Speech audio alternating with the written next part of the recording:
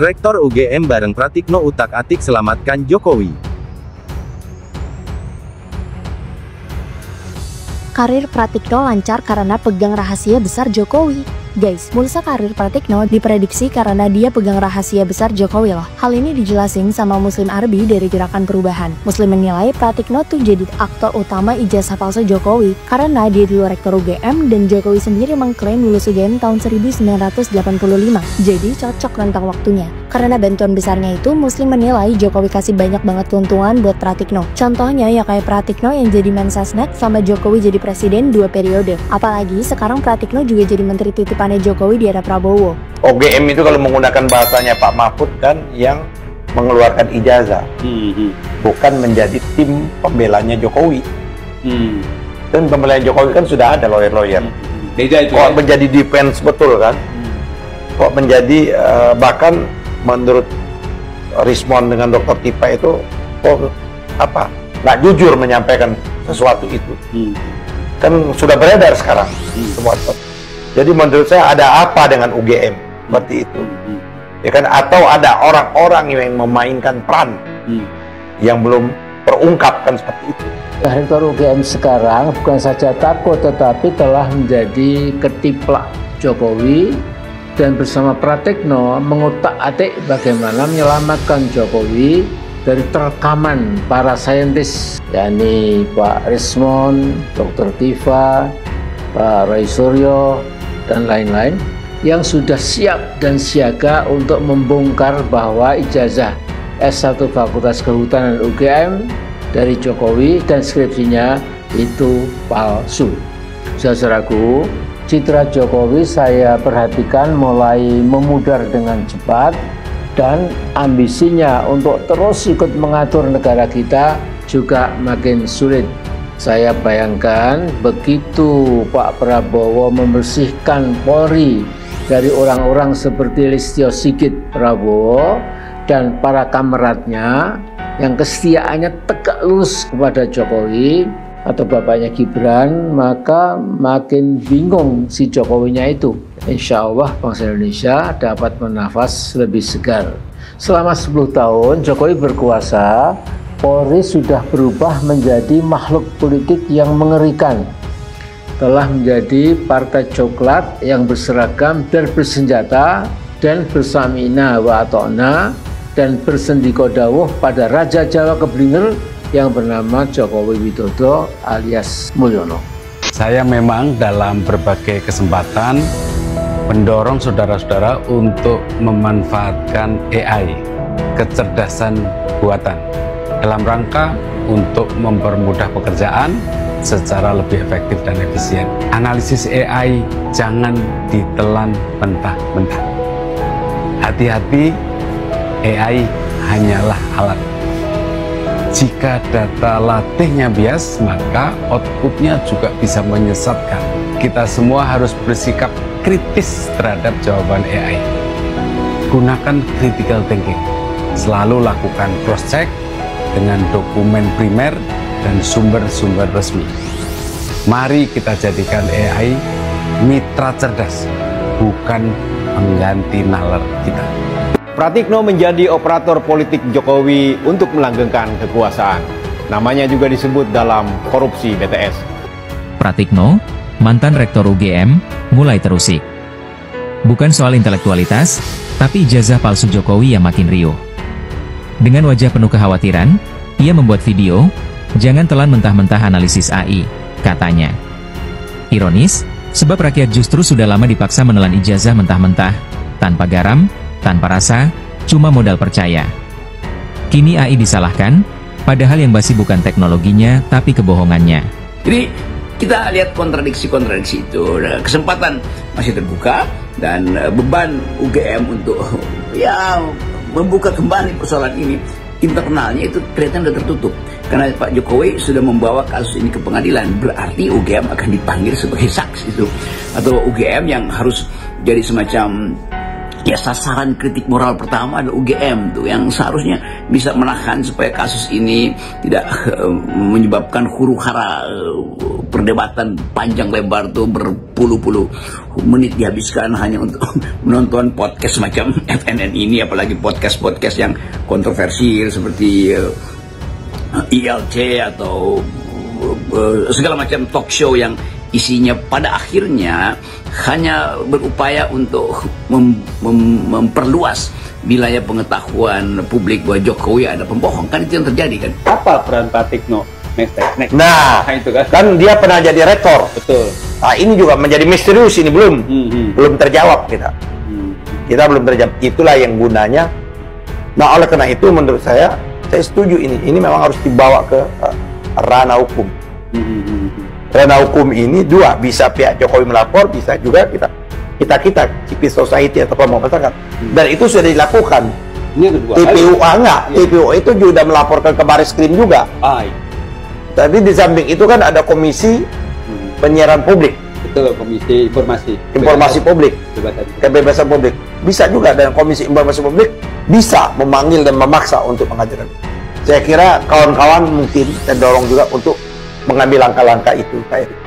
Sambil ada juga Prof. Surya itu siapa yang bicara kalau misalnya itu nggak tuntas ke Mahkamah Internasional. Ya, itu langkah berikutnya lah.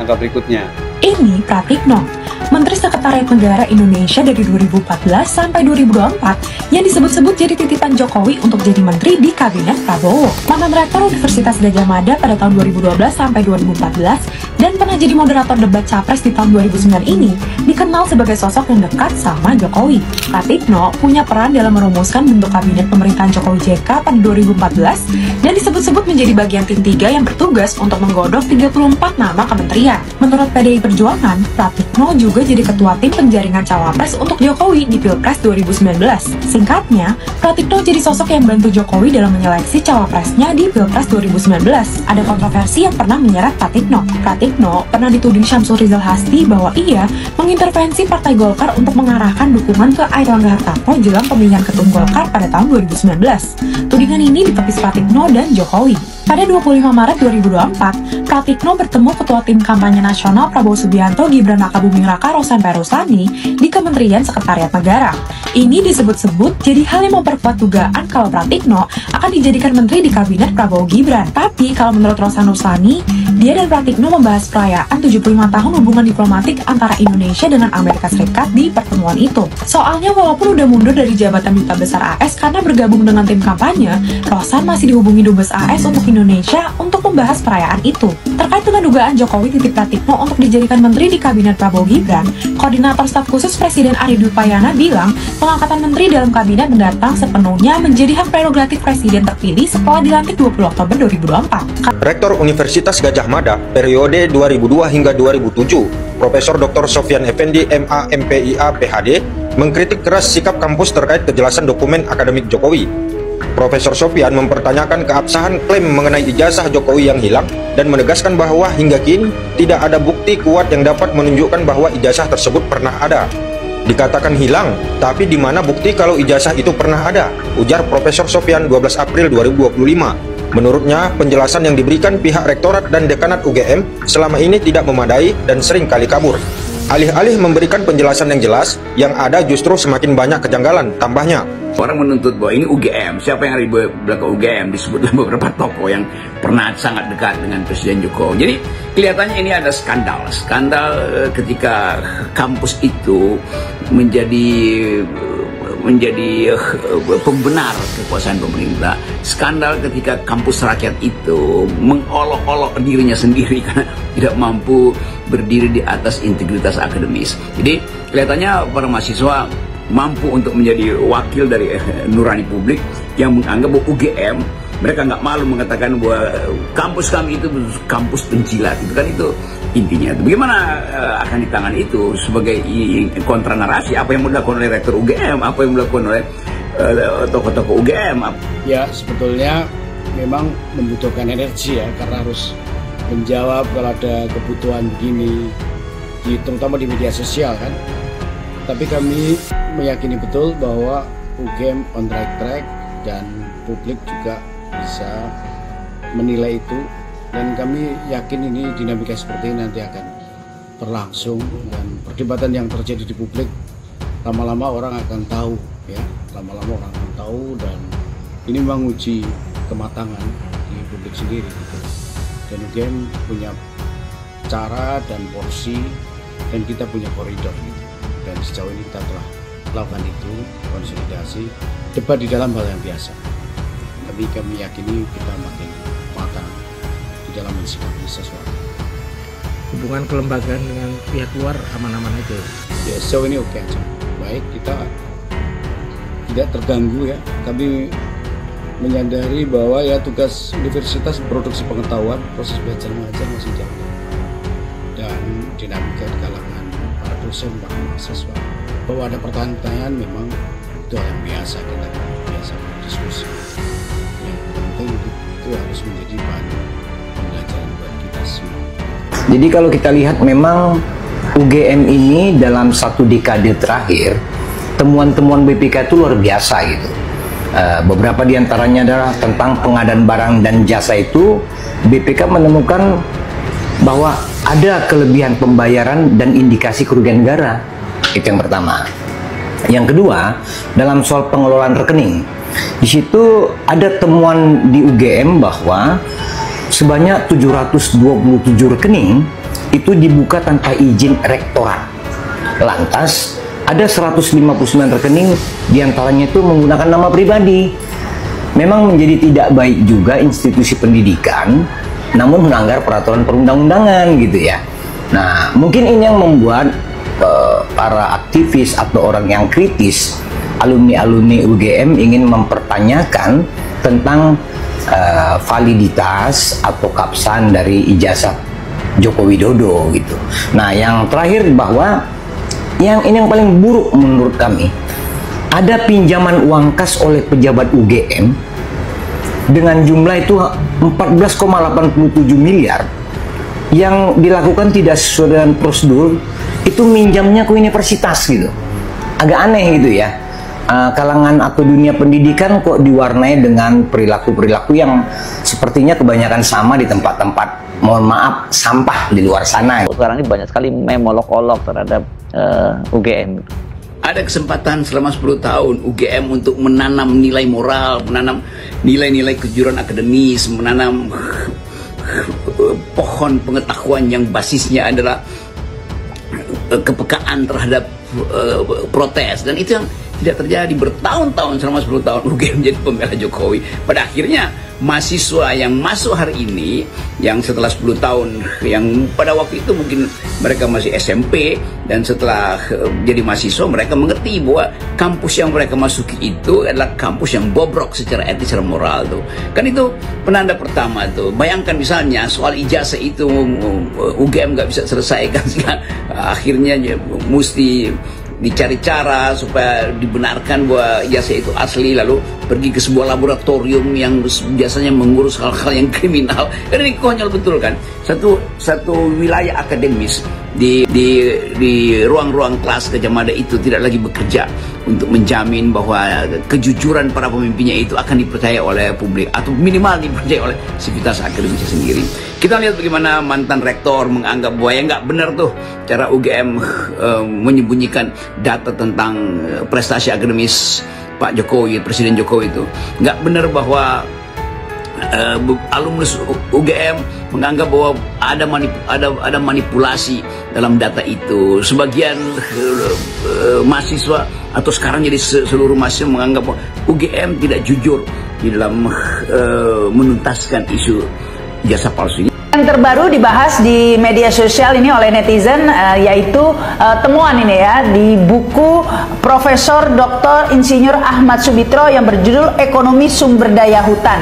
Di kolom pengantarnya di situ ditulis ya oleh Pak Sumitro ini dengan jelas sekali bahwa beliau adalah dekan selama 3 periode berturut-turut begitu ya, disebutkan secara berturut yaitu tahun 83 hingga 86. Kemudian ada jeda diisi oleh orang lain dan kemudian menjabat sebagai dekan lagi. Itu artinya pada tahun 85 yang menjabat sebagai dekan di UGM adalah ya Profesor Sumitro ini seharusnya. Tapi kejanggalannya yaitu ijazah Jokowi yang tanda tangan dekannya justru adalah Profesor Sunardi. Nah, untuk mencocok logi atau mengepaskan ini, UGM sudah meralat ini di websitenya ya. Jika sebelumnya disebut bahwa Pak Sumitro ini adalah dekan dari tahun 83 hingga 86. Nah, ini diralat pada tanggal 21 Oktober 2022 demi mencocokkan ya nama dekan ini agar sesuai dengan yang ada di ijazah Jokowi. Ini sejarah dirubah begitu ya. Dan tapi ini UGM lupa tidak meralat yang bahasa Inggrisnya belum diganti, jadi masih Sumitro yang menjabat sebagai dekan pada tahun 85 tersebut. Baru pada tanggal 21 Juli 2024 UGM akhirnya meralat juga yang versi bahasa Inggrisnya. Nah, temuan ini seakan mengkonfirmasi pastinya ya kejanggalan pada ralat-meralat di website UGM itu dengan apa yang terdapat dalam buku Sumitro ini, Pak Sumitro ini ya. Jelas sekali ini menunjukkan kira-kira siapa yang benar ya, apakah informasi yang sebelum diralat dan buku Pak Sumitro ini, ataukah informasi yang baru saja diralat dan dicocokkan dengan ijazah Jokowi. Rektor Universitas Gadjah Mada UGM, bersama Menteri Koordinator Bidang Pembangunan Manusia dan Kebudayaan Pratikno dicurigai sedang mengatur strategi untuk menyelamatkan Presiden ke-7 RI Joko Widodo alias Jokowi. Demikian dikatakan Ketua Majelis Syuro Partai Umat Amin Rais dikutip dari channel Amin Rais Official berjudul, Jokowi Pengkhianat Terbesar Sepanjang Sejarah, Sabtu tanggal 7 Juni tahun 2025. Rektor UGM bersama Pratikno mengutak-atik bagaimana menyelamatkan Jokowi dari terkaman para pakar soal dugaan ijazah palsu Fakultas Kehutanan UGM, kata Amin Rais. Sejumlah pakar yang dimaksud Amin Rais diantaranya ahli forensik digital Rismon Hasiholan Sianipar, ahli telematika Roy Suryo dan pegiat media sosial Dr. Tifauzia Tiasuma alias Dr. Tifa. Roy Suryo DKK itu diketahui makin gencar menyuarakan kasus dugaan ijazah palsu Jokowi meski gelombang serangan balik terus mencecar mereka. Mereka sudah siap siaga untuk membongkar ijazah Fakultas Kehutanan UGM dan skripsinya Jokowi, kata Amin Rais. Di sisi lain, Amin Rais melihat citra Jokowi mulai memudar dengan cepat dan ambisinya untuk terus mengatur negara juga makin sulit.